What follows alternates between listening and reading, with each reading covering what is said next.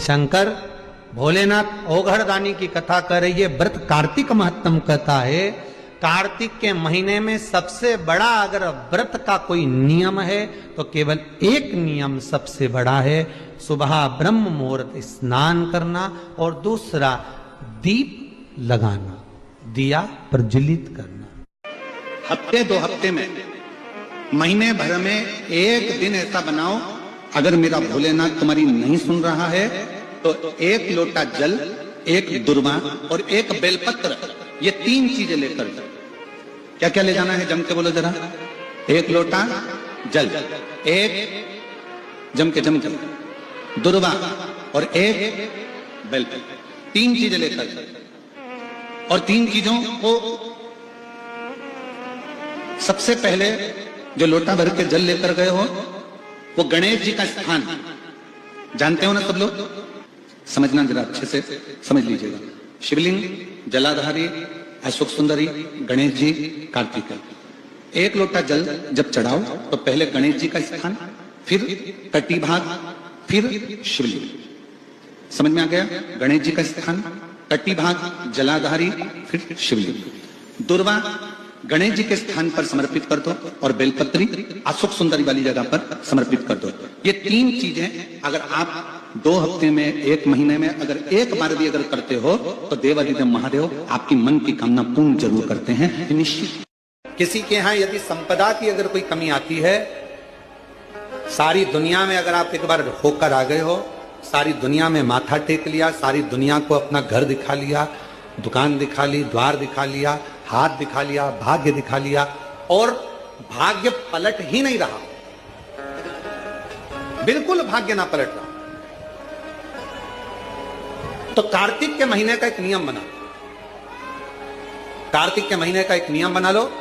कार्तिक के पूरे महीने में एक बेलपत्र, मंदार का एक पुष्प और एक शमी पत्र, ये 3 चीजें जब आप भगवान शंकर को जल चढ़ाने के लिए शिवालय में जाएं, जल चढ़ाने के बाद ये तीनों चीजें, सबसे पहले चढ़ेगा बेलपत्र, फिर चढ़ेगा मंदार, उसके बाद चढ़ेगा शमी पत्र। ये तीनों चढ़ाकर बाबा के दरवाजे पर प्रणाम कर कर रोज आओ। चढ़ाया हुआ जल थोड़ा सा द्वार पर छीटो। 1 महीना कार्तिक का महीना पूरा कर कर देखना। 1 महीने के बाद आप खुद कहोगे कि मेरे बाबा ने इतना भंडार भर दिया कि मेरी झोली में संभला नहीं। मंदार, बेलपत्र और शमी पत्र तीनों फल देगा। इस शिवलिंग का स्मरण आप करेंगे। बीच में जो एक मोटी सी लाइन होती है, इसको अशोक सुंदरी कहते हैं। सब लोग दर्शन करें, जम के बोलो जरा, करें। अशोक सुंदरी की जगह जहां पूरी हो जाती है, उसके बीच में शिवलिंग और उसके बीच में थोड़ी सी जगह खाली आती है। करें दर्शन, समझना जरा बहुत अच्छे से। जैसे ये अशोक सुंदरी की जगह है, हम निवेदन करेंगे आस्था चैनल वालों से भी और एलईडी वाले भी, जिनको एलईडी पर आप दर्शन करा रहे हैं वो पूरी तरह से कराएं। गणेश जी का स्थान, षडानंद कार्तिकेय का स्थान, अशोक सुंदरी का स्थान बीच में। अशोक सुंदरी का जो स्थान पूरा हो जाता है, वहां से लेकर शिवलिंग के बीच में खाली जगह आती है। करें दर्शन आप लोगों ने, खाली जगह आती है।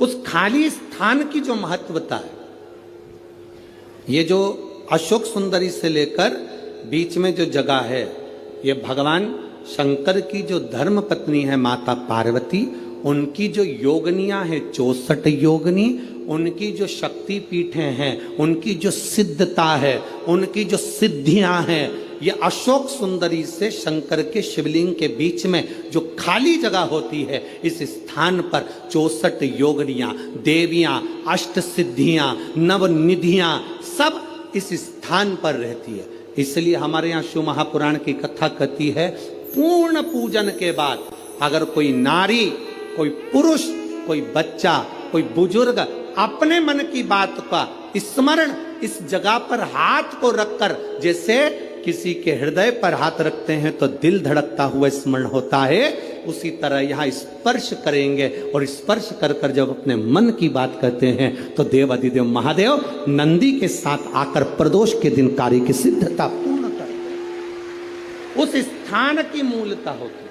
वो स्थान। समझ में आएगी ना जगह? अरे बोलो तो जम के। नहीं समझ में आई हो तो एक बार फिर वापिस समझ लीजिए, फिर समझो वापिस। स्थान देखिएगा, अपने को भगवान की कृपा से यहाँ नागपुर में शंकर जी का शिवलिंग कोई ने कागज का बनाकर यहाँ जो भेजा, ये काम बाबा की कृपा से आप लोगों के स्मरण के लिए आया। देखिए जरा, गणेश जी का स्थान, कार्तिकेय जी का स्थान, बीच में ये आ गई अशोक सुंदरी की मोटी सी लाइन। अशोक सुंदरी की लाइन जहाँ खत्म होती है, वहां से जो शिवलिंग रखा है, इसके बीच की जो जगह है, ये जो बीच में अशोक